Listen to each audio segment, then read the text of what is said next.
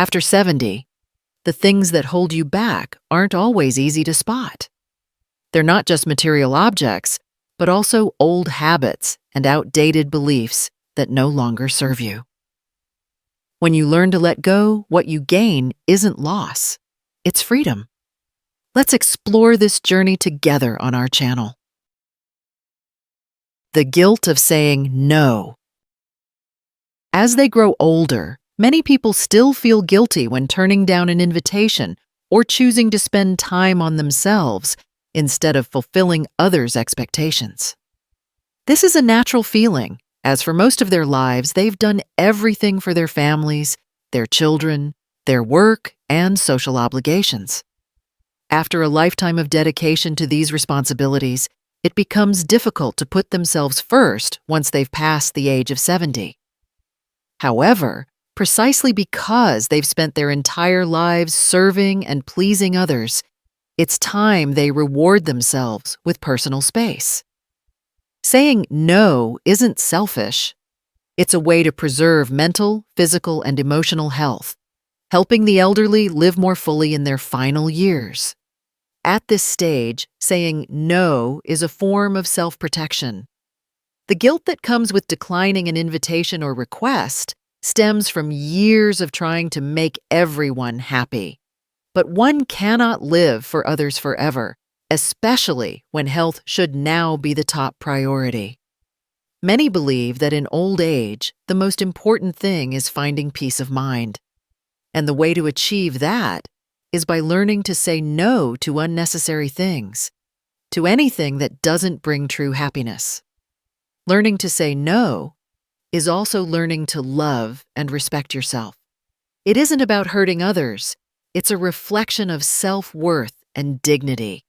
When you learn to say no, you're not only protecting yourself, but also teaching those around you to respect your boundaries.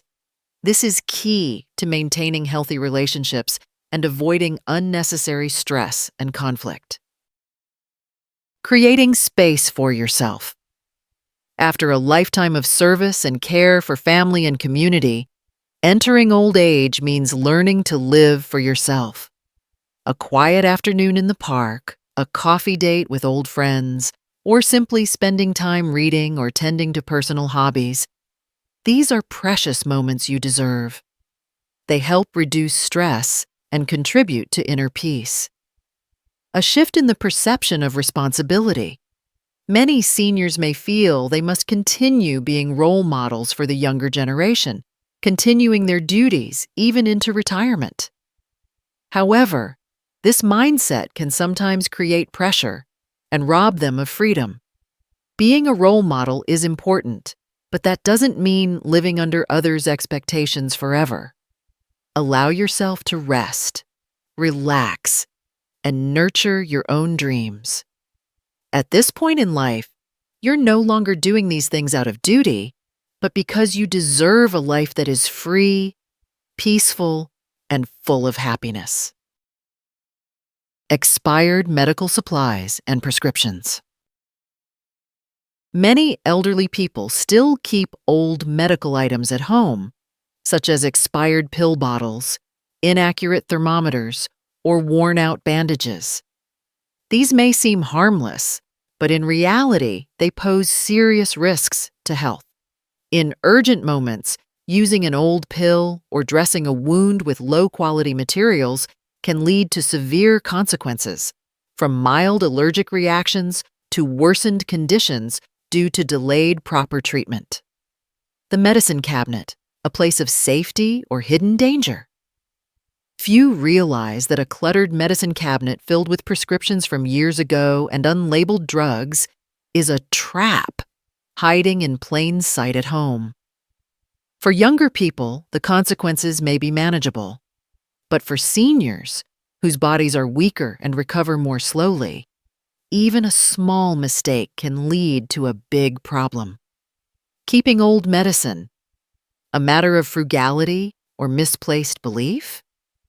Many people still keep old medicine just in case, or believe that slightly expired drugs are still usable. The truth is, after the recommended date, Ingredients in the medication can change, lose effectiveness, or become harmful. A headache pill from 5 years ago is no longer a midnight lifesaver. It could be the reason you end up in the hospital. Cleaning out your medicine cabinet. A small act, a big impact.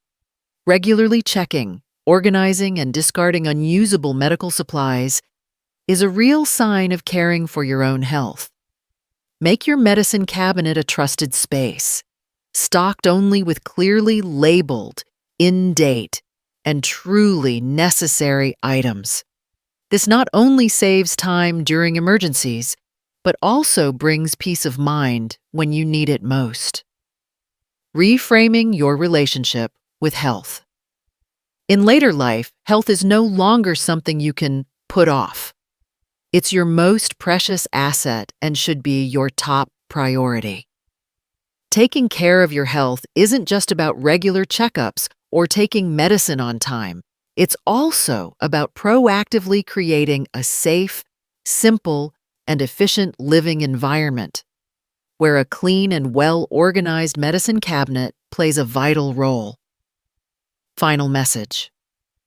Don't think of cleaning your medicine cabinet as a chore, but as a small ritual to start living more consciously with your body. Every time you open that cabinet and know that everything is usable, clearly labeled, and effective, that's when you know you're truly living with intention and safety. Escaping the trap of negative self-talk. Too old to start over. I have nothing left to offer. I'm just a burden to my children. These thoughts, though fleeting, can be more destructive than we realize. They are like silent poison, dripping daily into the soul, wearing down the spirit without anyone noticing. Negative self-talk, the thief that drains life from within. In our youth, we're taught to overcome adversity, but as we age, many silently surrender to the whispers created by their own minds. It's not others who belittle you. It's you who repeat those defeating messages so often that you begin to believe they're true. That's how negative self-talk works. Repeated long enough, it becomes belief. And from belief, it becomes limitation. Why are older adults more prone to negative self-talk? After 70, as social roles shift, no longer working, no longer caring for young children, no longer the family provider, many feel less valuable. Sadly, modern society often reinforces this feeling, treating aging as the end of growth. The silence of the community, looks of pity, or even offhanded remarks from children and grandchildren all reflect a distorted mirror image of the self. But did you know? Those thoughts in your head are not truth. They are choices, and you can choose differently. 3.1. Too old to start over.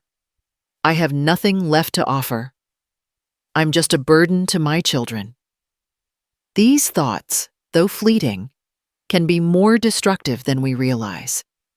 They are like silent poison, dripping daily into the soul, wearing down the spirit without anyone noticing. Negative self-talk, the thief that drains life from within. In our youth, we're taught to overcome adversity. But as we age, many silently surrender to the whispers created by their own minds. It's not others who belittle you.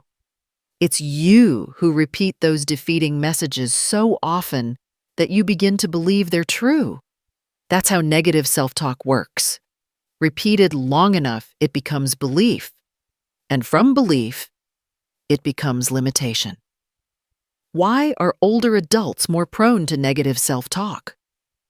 After 70, as social roles shift, no longer working, no longer caring for young children, no longer the family provider, many feel less valuable.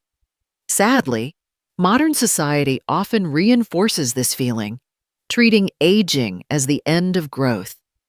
The silence of the community, looks of pity, or even offhanded remarks from children and grandchildren all reflect a distorted mirror image of the self. But did you know? Those thoughts in your head are not truth. They are choices, and you can choose differently.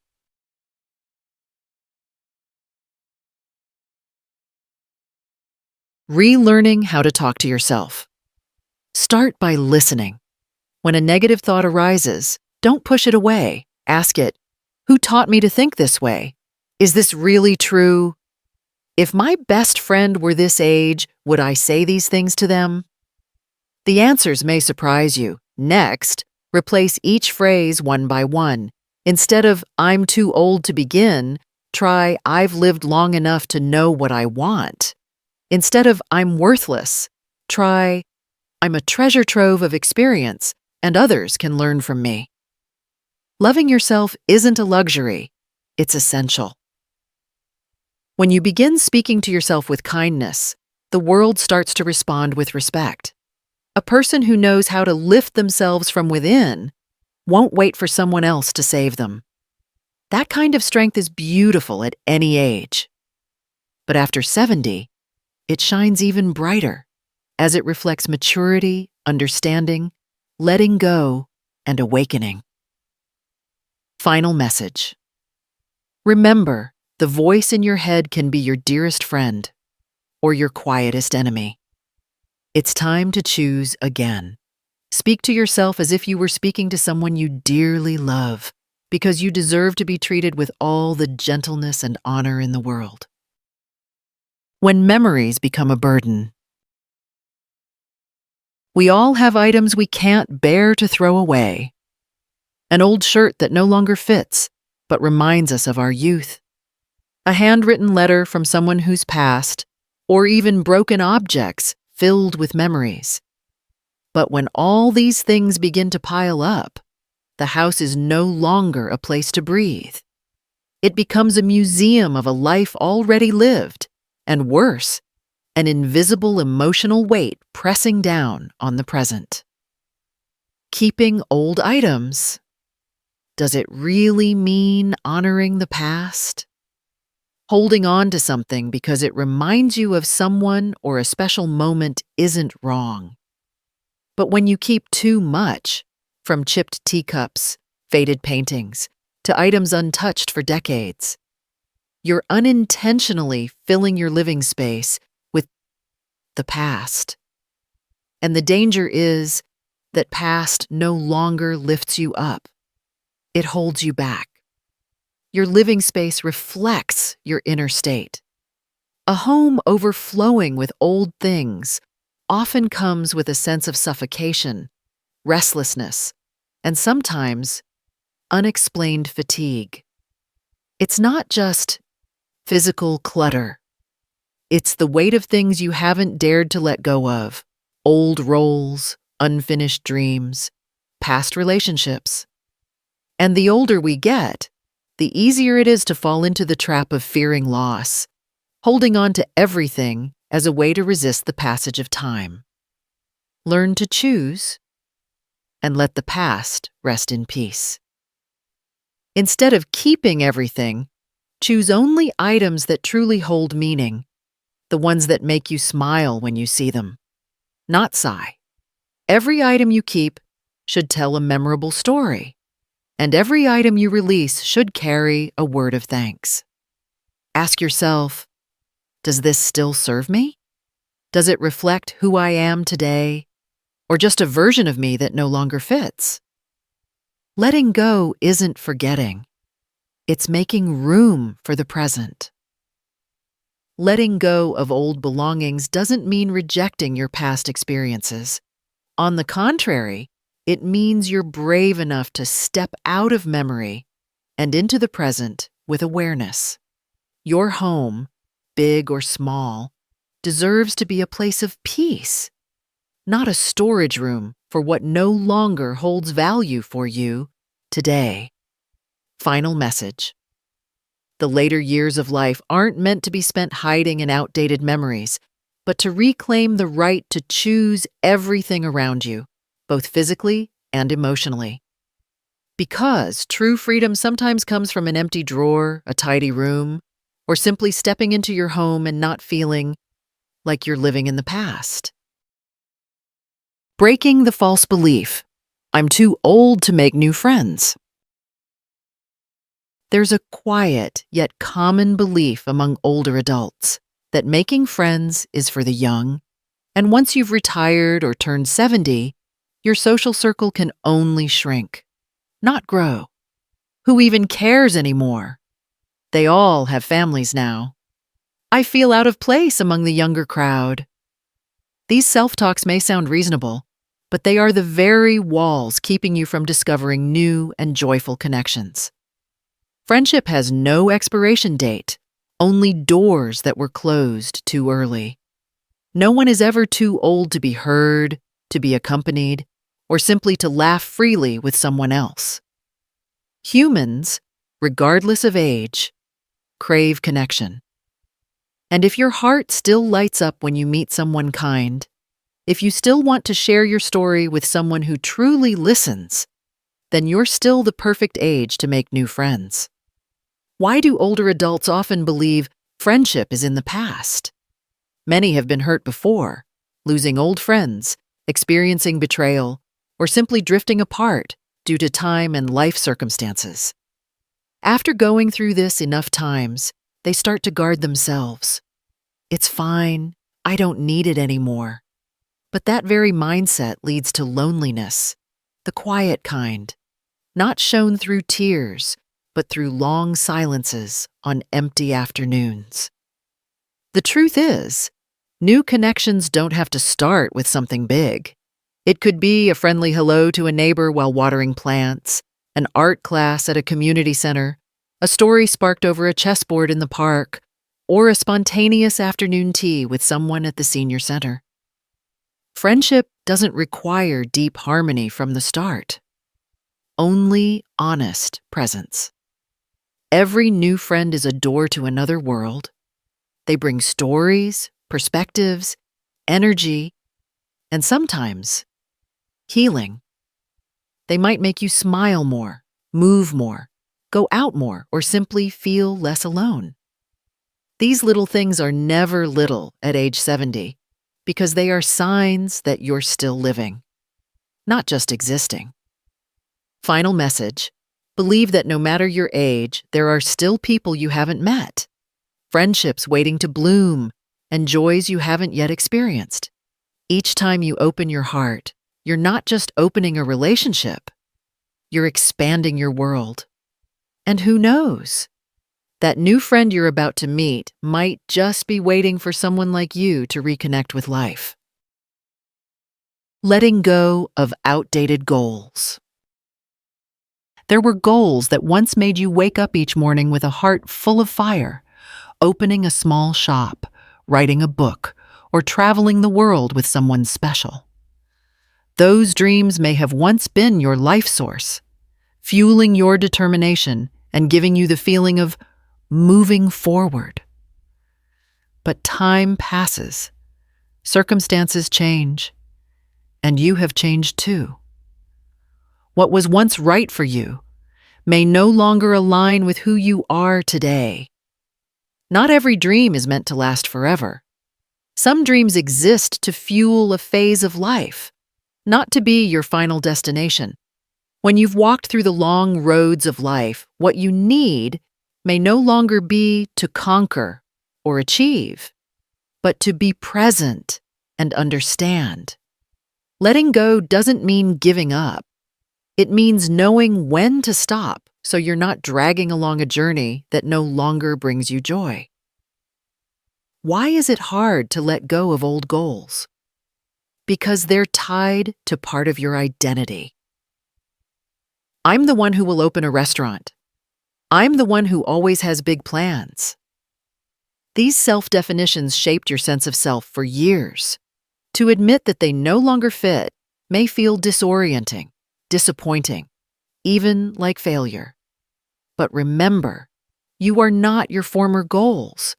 You are the person who has grown through the journey of pursuing them. Wisdom in later life is not about clinging to everything, but about choosing wisely. Ask yourself, does this dream still serve the person I am today?